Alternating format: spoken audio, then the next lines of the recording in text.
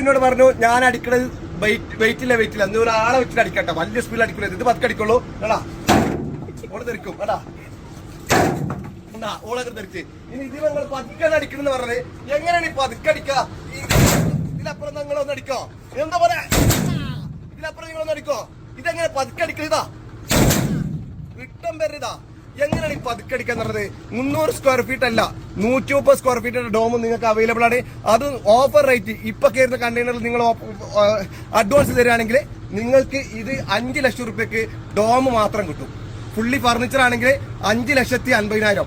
വിത്ത് bathroom വിത്ത് furniture ആണെങ്കിൽ 6,50,000 നിങ്ങൾക്ക് കിട്ടും. ഇപ്പൊ ഓർഡർ ചെയ്യുക, താഴെ കാണുന്ന നമ്പറിൽ ബന്ധപ്പെടുക. Thank you. അപ്പോൾ ഈ പറഞ്ഞ മാതിരി ഏതായാലും നമ്മൾ വീടിൻ്റെ ടെറസിൻ്റെ മേലെ ഇങ്ങനത്തെ ഒരു അറ്റാച്ച്ഡ് റൂമും ബാത്റൂമും ഒക്കെ പഠിക്കാണ്ട് വാങ്ങി വെക്കാച്ചിട്ടാണ്. എങ്ങനെ ഉണ്ടാവും? എന്താ ഒരുപാട് അഭിപ്രായം? പാർക്കും വേണ്ട, ഇതാക്കും വേണ്ട, പൊളിച്ചും വേണ്ട.